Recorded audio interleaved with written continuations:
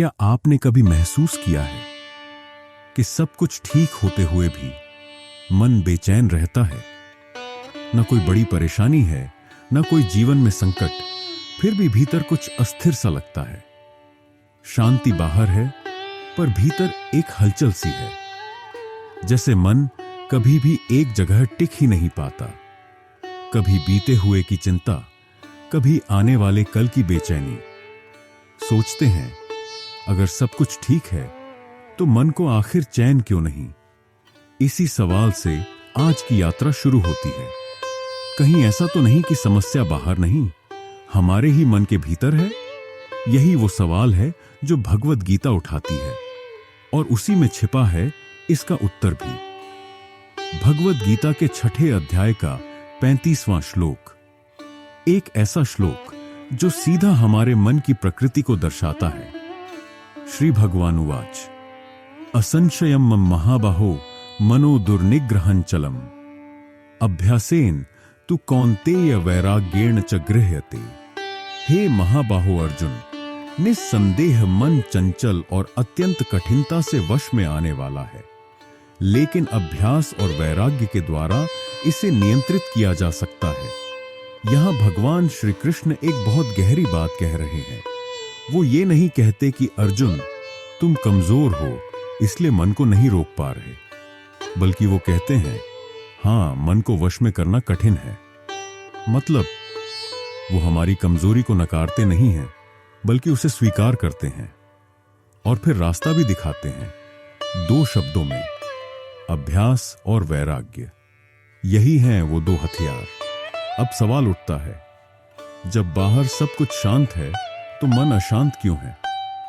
सच ये है कि मन की बेचैनी का कारण अक्सर बाहरी परिस्थितियां नहीं होती, बल्कि हमारी भीतर की आदतें होती हैं।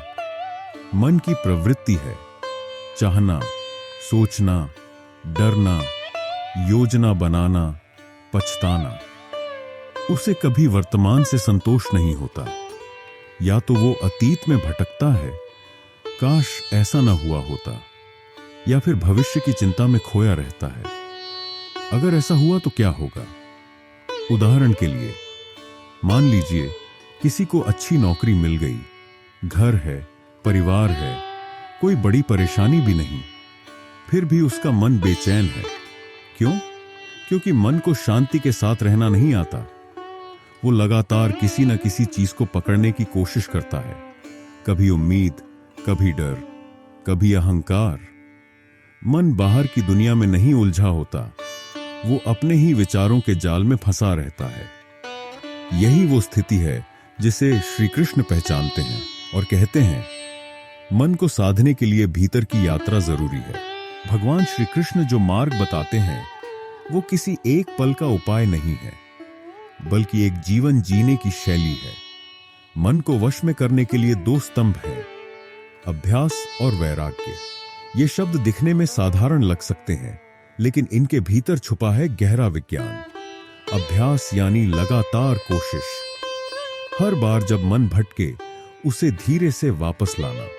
और वैराग्य यानी छोड़ने की कला, चीजों से, विचारों से, परिणामों से जुड़ाव को समझदारी से धीरे धीरे कम करना। श्री कृष्ण ये नहीं कह रहे कि मन तुरंत शांत हो जाएगा। वो कह रहे हैं, लगातार अभ्यास करो और धीरे धीरे मन को किसी भी चीज से मोह नहीं रहने दो।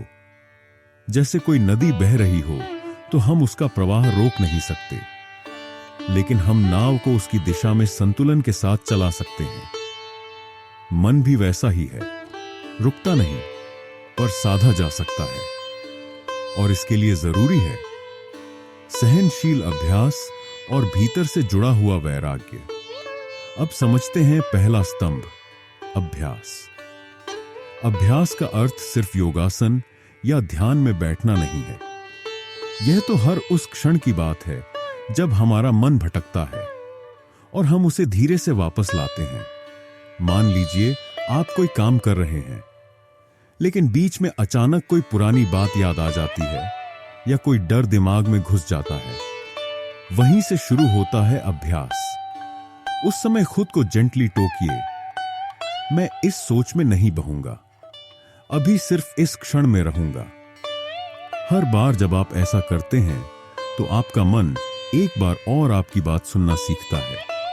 अभ्यास ऐसा ही है जैसे किसी बच्चे को बार बार सिखाना। जैसे हम बार बार किसी मंत्र का जाप करते हैं या रोज सुबह 5 मिनट मौन में बैठते हैं। ये सब मन को ट्रेन करने के अभ्यास हैं। मन को नियंत्रित करने का कोई जादू नहीं है, सिर्फ एक ही रास्ता है, हर दिन थोड़ा थोड़ा, बार बार। यही है अभ्यास, छोटे छोटे प्रयास जो मिलकर एक गहरे बदलाव की नींव रखते हैं।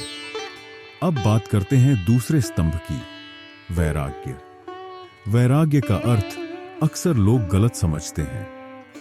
लोग सोचते हैं इसका मतलब है सब कुछ छोड़ देना, घर, परिवार, काम, जिम्मेदारियां। लेकिन श्री कृष्ण का वैराग्य त्याग नहीं, दृष्टिकोण का बदलाव है।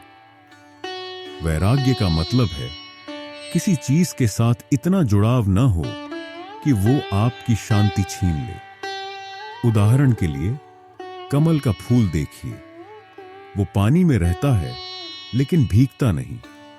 वो पानी में है पर पानी उसमें नहीं है। यही है वैराग्य। आप जीवन में रहिए, काम कीजिए, संबंध निभाइए, लेकिन भीतर से स्वतंत्र रहिए। जैसे कोई अभिनेता मंच पर रो भी रहा है लेकिन भीतर जानता है कि यह अभिनय है। वैराग्य में आप दुनिया को अपनाते हैं पर उस पर आश्रित नहीं होते। आप प्रेम करते हैं लेकिन बंधन नहीं बनाते। आप कार्य करते हैं लेकिन फल की चिंता से मुक्त रहते हैं। यही वो इनर डिटैचमेंट है जो मन को हल्का बनाता है। वैराग्य हमें सिखाता है मेरा होना किसी चीज पर निर्भर नहीं है। और जब यह समझ भीतर उतरती है तो मन स्वाभाविक रूप से शांत होने लगता है। अब एक ऐसी कथा जो वैराग्य और अभ्यास दोनों का जीवंत उदाहरण है। कथा है राजा जनक की। एक ऐसे सम्राट जिनके पास सब कुछ था, धन, वैभव, सत्ता, सम्मान, लेकिन फिर भी वे ज्ञानी माने गए, मुक्त माने गए। क्यों? क्योंकि वो दुनिया में रहते हुए भी दुनिया से भीतर से जुड़े हुए नहीं थे। एक बार एक ऋषि ने राजा जनक से पूछा, राजन, आप राजमहल में रहते हैं सोने चांदी के बीच, आराम और विलास में, तो फिर आप मुक्त कैसे हैं?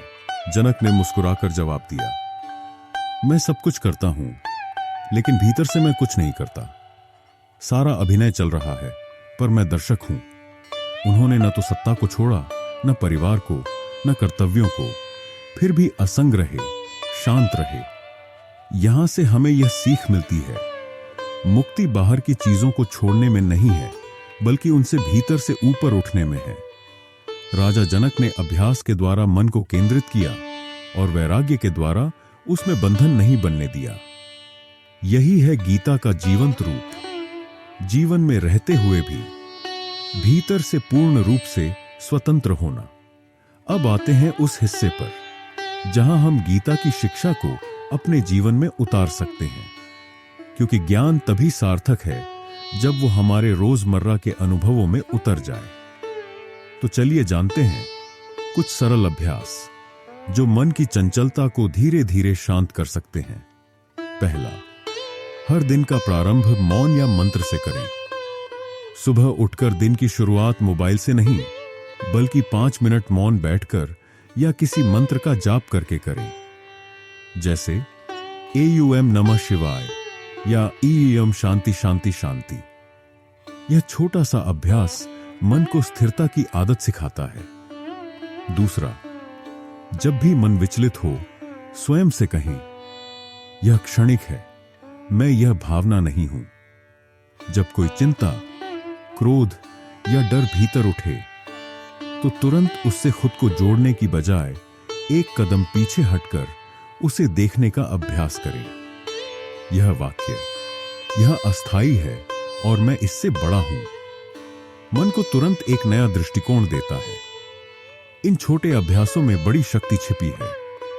यही है गीता का मार्ग। न बड़े प्रवचनों में, बल्कि छोटे छोटे हर दिन के सजग निर्णयों में। तो अब अंत में एक ऐसा विचार जो इस पूरी चर्चा का सार है। अगर तुमने अपने मन पर अधिकार पा लिया तो दुनिया तुम्हें कभी विचलित नहीं कर सकती। भगवद गीता हमें यह नहीं कहती कि जीवन में कोई समस्या नहीं होगी, बल्कि वो कहती है कि जब मन स्थिर हो जाता है तो जीवन की हर समस्या एक सीख बन जाती है। मन ही है जो बाहर के शोर को भीतर लाता है, और मन ही है जो भीतर की शांति को बाहर फैला सकता है। तो अगली बार जब मन बेचैन हो तो खुद से एक सवाल पूछिए, क्या मैं अभ्यास कर रहा हूं? क्या मैं मोह को पहचान पा रहा हूं? याद रखिए, मन को बांधने की जरूरत नहीं है, बस उसे दिशा देने की जरूरत है। अभ्यास और वैराग्य के साथ हर कोई अर्जुन से जनक बन सकता है, और यही है मन मोक्ष की यात्रा। बाहर से नहीं, भीतर से मुक्त होने की यात्रा। अगर आज का यह संदेश आपके मन को थोड़ा भी शांति, थोड़ा भी समझ या थोड़ा भी सहारा दे पाया हो, तो इस ज्ञान को अपने तक सीमित न रखें, इसे दूसरों तक पहुंचाएं, जैसे दीपक से दीपक जलता है। इस वीडियो को लाइक करें, अपने अनुभवों को कमेंट में जरूर साझा करें, और ऐसे ही और आध्यात्मिक मार्गदर्शन के लिए माइंड मोक्षा चैनल को सब्सक्राइब करें। हम हर दिन आपके साथ हैं, गीता की वाणी में, ऋषियों के शब्दों में, और आपके मन की मुक्ति की इस यात्रा में। घंटी बजाना न भूलें, ताकि अगली बार जब ज्ञान की कोई किरण आए तो आप सबसे पहले उसे अनुभव कर सकें। धन्यवाद। हरि AUM।